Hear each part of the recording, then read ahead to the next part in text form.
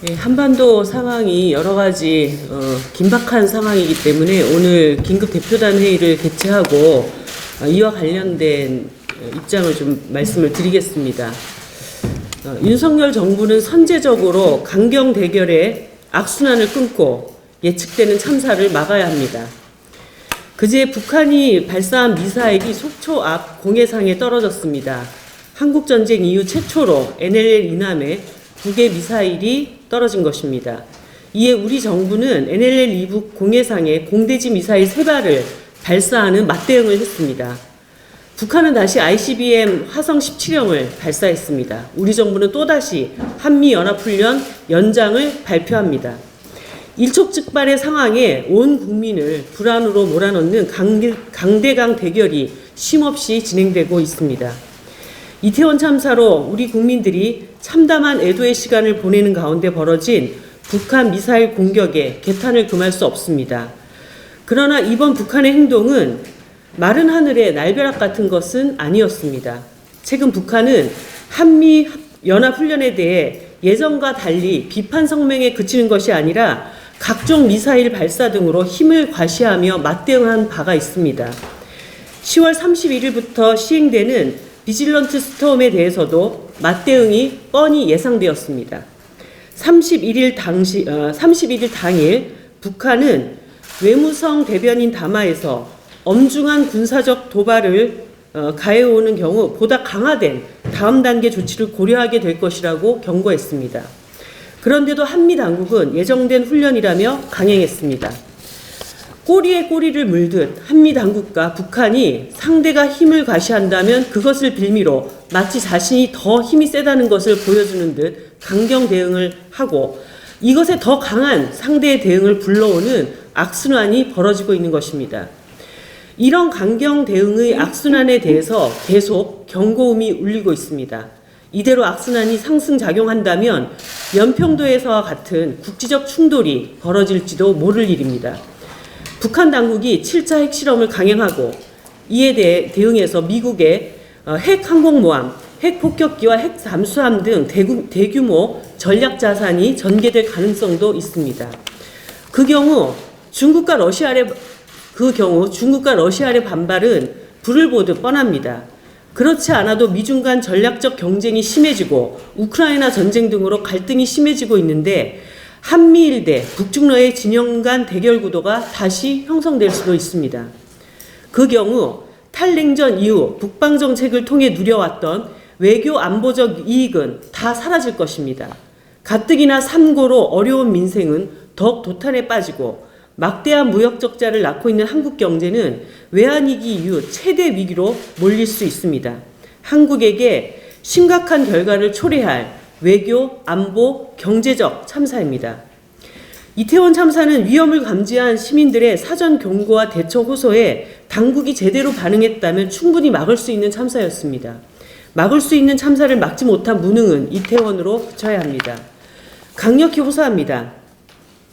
남북미 모두 칼을 내려놓고 즉각 대화에 나서야 할 때입니다. 한반도에서 전쟁이 일어날 것을 바라는 국민은 어느 누구도 없을 것입니다. 국민의 생명과 안전을 걸고 위험천만한 추가적 군사 대응으로 위기를 고조시켜서는 안 됩니다. 하루속히 윤석열 대통령은 상호 군사적 대응을 중단하자는 쌍중단 제안을 가지고 당국 간 대화 제의에 나서십시오. 강대강 악순환 대결고리를 가감히 끊어내는 용단과 대화 노력이야말로 담대한 구상입니다. 한미연합훈련의 강도를 높이는 방식이 아니라 국제적 다자 외교에 발벗고 나서는 것이 담대한 행동입니다. 전쟁의 불안감을 증폭하는 방식의 정치는 중단되어야 합니다. 한반도 평화 위기를 관리하는 것이야말로 대한민국 통치자가 최우선해야 할 임무임을 명심해야 합니다. 이태원 참사 6일째입니다. 생때 같은 156명의 청년들을 왜 손 한 번 제대로 써보지 못하고 잃어야 했느냐고 시민들은 절규하듯 묻지만 정치는 아무런 답도 하지 못하고 있습니다. 대한민국이 멈췄습니다. 지난 2일 저와 정의당이 제안한 국정조사 추진에 민주당도 어제 화답했습니다. 사회 재난의 컨트롤 타워가 돼야 할 대통령실과 행정안전부, 경찰, 지자체의 총체적 부실과 무능이 드러난 마당에 국정조사권을 가진 국회가 나서는 것은 지극히 당연한 일이기 때문입니다. 정의당은 이번 국정조사를 그야말로 성역 없는 조사로 추진하겠습니다. 안전대책 없이 방역과 위생만 점검한 용산구청과 서울시 자치경찰 관리를 비롯한 시민안전 전반을 책임지는 서울시청은 말할 것도 없습니다. 특히 사전 안전대책은커녕 사태 파악마저 대통령실보다 늦은 행정안전부와 경찰은 인력 배치와 보고 지휘 체계 등 낱낱이 조사해야 합니다. 컨트롤타워의 최정점인 대통령실 또한 피해갈 수 없습니다. 이번 참사의 원인과 책임을 낱낱이 밝혀내야 할 것입니다. 집권 여당 국민의힘도 철저한 진상조사가 필요하다고 밝혔던 만큼 국정조사를 수용해야 합니다. 단 수사권이나 선후차 문제가 국정조사 실시 여부의 전제 조건이 될 수는 없으며 오히려 이를 정쟁화하려는 것에 대해서는 더더욱 동의하기 어렵습니다. 여야정 조사 특위든 무엇이든 국정조사 협의 테이블로 나와서 합의해야 합니다. 사회 재난의 컨트롤 타워가 책임 회피, 남 탓으로 남트롤 타워가 됐습니다. 국회라도 제 역할을 해야 합니다. 정의당은 성역 없는 국정조사와 안전사회를 향한 근본적 대책 수립을 통해 국회가 위기 극복의 주체로 설 수 있도록 혼신의 노력을 다하도록 하겠습니다. 이상입니다. 예, 청년정의당 대표 김창인입니다. 이태원 참사 관련해서 말씀드리겠습니다. 살릴 수 있었다, 국가는 없었다고 국민들이 말하고 있습니다. 6시 34분 우리에게 국가는 없었다고 청년들이 묻고 있습니다. 8년 전 세월호가 가라앉는 것을 무력하게 지켜만 볼 수밖에 없었던 그때의 청년들이 8년 후 오늘날 이태원에서 비극을 맞아야 했습니다. SPC 산재로 희생된 청년 노동자를 기억합니다.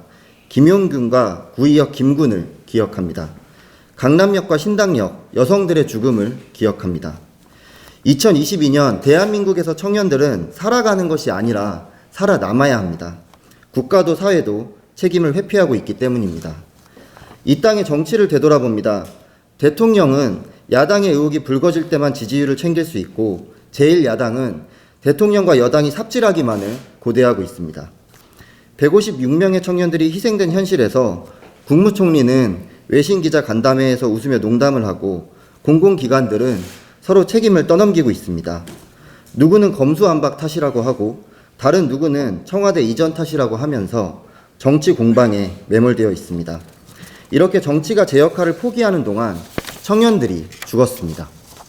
최초 신고 시각인 10월 29일 6시 34분부터 지금까지 국가는 없었습니다.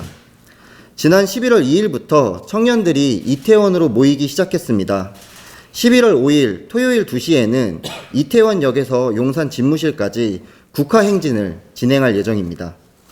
청년정의당은 청년을 죽이는 정치에 맞설 것입니다. 윤석열 대통령을 비롯한 행정 책임자들의 책임 있는 사과와 처벌, 재발 방지 대책을 요구합니다. 이상입니다.